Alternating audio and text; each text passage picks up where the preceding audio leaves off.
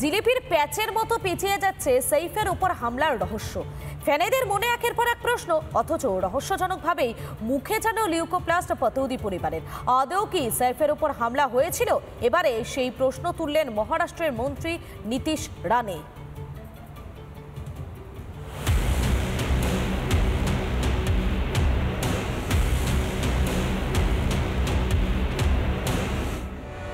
হাঁটছেন একেবারে নবাবের মতোই। সাইফকে দেখে মনে হচ্ছে যেন জিম থেকে ফিরছেন। মনে হচ্ছে ছোট নবাব কোনো স্পা থেকে আসছেন। তবে তেমনটা ভাবলে একেবারে ভুল, কারণ সাইফ ওই সময় ফিরছিলেন লীলাবতী হাসপাতাল থেকে। তবে শরীরে ভাষা দেখলে যে কেউ ঘোল খেয়ে যাবেন বইকি। অত বড় সার্জারির পর না ধরা পড়ল কোনো ক্লান্তি, আর না কোনো কষ্টের বহিঃপ্রকাশ। যেন বুধবার রাতে কিছুই হয়নি, একেবারে অল ইজ ওয়েল। বুধবার এই নিয়ে প্রশ্ন তুলেছিলেন শিবসেনা নেতা। मेरे मन में कुछ सवाल उठा कि क्या सैफ फिजिकली इतने फिट है, उसकी वजह से रिकवर किए इतना फास्ट? वो जिम जाते हैं, इसकी वजह से रिकवर किए फास्ट, या कोई और कारण है? अब बताया जाना चाहिए कि जो हमला था वो कितना घातक था। এবার একই প্রশ্ন তুললেন মহারাষ্ট্রের মন্ত্রী নীতিশ রানে। পুনের একটি জনসভায় মন্ত্রী বলেন, বাংলাদেশিরা মুম্বাইয়ে কি করছে দেখুন, সাইফের ঘরে ঢুকে পড়ছে। হয়তো সাইফকে নিয়ে যেতে এসেছিলেন, হাসপাতাল থেকে সাইফকে বেরিয়ে আসতে দেখেছি। সন্দেহ হচ্ছে আদৌ কি হামলা হয়েছে সাইফ আলী খানের ওপর, নাকি সাইফ একটা অভিনয় করছিলেন। রহস্য আরো বাড়াচ্ছে পতৌদি পরিবার। এত প্রশ্নের মুখেও স্পিকটি নট সাইফ করিনা। ওই দিন ঠিক কি হয়েছিল, কিভাবে রক্তাক্ত হলেন ছোটে নবাব, লীলাবতী হাসপাতালই বা কেন চুপ করে রয়েছে? সপ্তাহ পেরিয়ে গেলেও কোনো জবাব মিলছে না। রিপাবলিক বাংলা। অভিনেতা সাইফ আলী খানের উপর হামলায় বাংলাদেশ যোগ, নথি ছাড়াই ভারতে থাকছিল অভিযুক্ত শরীফুল। বাংলাদেশ থেকেই মেনে নিলেন অভিযুক্তের বাবা মোহাম্মদ রুহুল আমিন। ধৃতের বাবা বিএনপি কর্মী। বিএনপি জামাতি যোগেই কি লুকিয়ে রয়েছে রহস্য? ছেলে আক্রমণ করেছে অস্বীকার বাবা। সিসিটিভিতে দেখতে পাওয়া ব্যক্তি তার ছেলে নয়, দাবি শরীফুলের বাবার।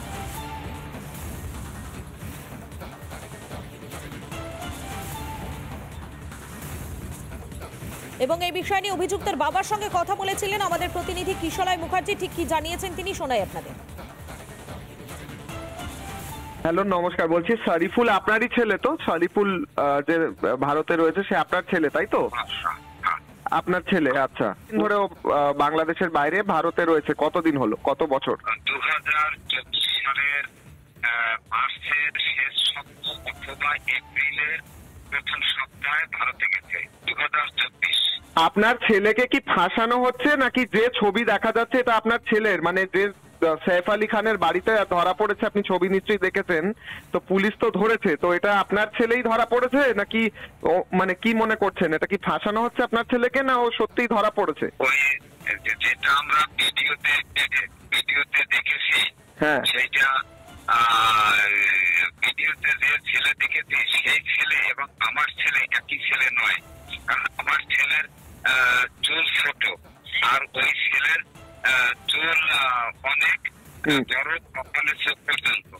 আমার ছেলের চোখের পরে একটা কাটা দাগ আছে অনেক। আপনি বলছেন আপনার ছেলেকে ভিডিওতে দেখা যায়নি, ওটা অন্য কেউ? তো আপনার ছেলেকে ধরা পড়েছে আপনি জানেন তো? আপনার ছেলে, তার মানে আপনি বলছেন আপনার ছেলে কিছু করেনি, তাও ধরেছে, এটা আপনি বলছেন, তাই তো? সাইফ আলী খানের বাসায় কখনো যায়নি এবং তার সাথে কোনো পরিষেবা সেরকম ধরনের কোনো কিছু ছিল না। এবং সেটা আমরা তো জানি যে সে একটা বারে কাজ করতো এবং সেখানে থাকতো, তার তো বৈধ কোনো কাগজপত্র নেই, সেই কারণে সে বাহিরে ঘোরাফেরাও করতে পারতো না। আপনার ছেলেকে পুলিশ কি ফাঁসাচ্ছে, আপনার কি মনে হয়? এখন সে, আমার তো মনে হয় তাই, কারণ আমার ছেলের সাথে তার মিল নেই।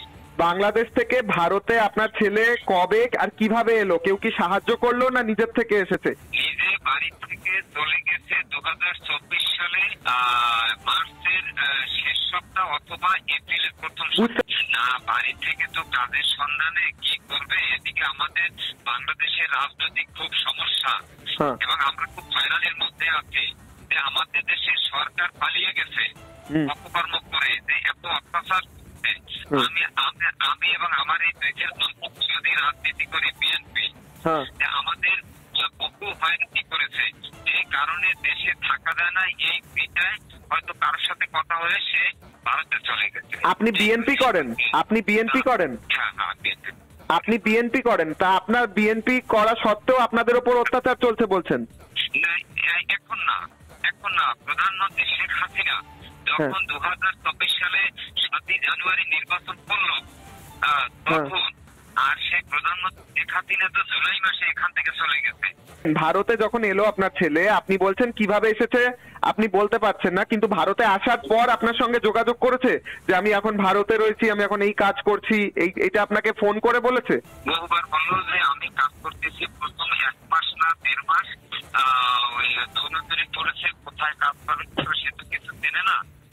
সে তখন আর কি কাজের সন্ধানে কোথায় কাজ পাবে, কি পাবে, সেই জন্য 1 মাস খাবে, সেই টাকা আমরা আবার বাড়ি থেকে টাকা পাঠিয়েছিলাম, সেই টাকা দিয়ে খাইতে, পরবর্তীতে কাজ পেয়েছে। সে কাজ পাইতো, কাজ পেয়ে কাজ করতে এবং সে মাসের 10 তারিখ 12 তারিখ 15 তারিখের মধ্যে মাইনে পেত, এবং সেই মাইনে আবার আমাদের কাছে কিন্তু পাঠিয়ে দিত। কিন্তু আপনারা টাকাটা পাঠালেন কি করে? কাকে পাঠালেন? আপনি এখানে ওর তো কোনো নথিপত্র বৈধ কিছুই ছিল না বলছেন, তাহলে টাকাটা কাকে পাঠাতেন, কিভাবে পাঠাতেন? ওখানে কিভাবে টাকা পাঠানো যায়, এখান থেকে পাঠাইলে আবার ওখানে কি নাম্বার আছে, কিভাবে পাঠানোর মাধ্যম আছে, মানুষে তো অনেকে এরকম পাঠায় টাকা। মানে কোনো এজেন্টের মাধ্যমে বা কোনো লোকের মাধ্যমে টাকা পাঠাতেন, তাই তো?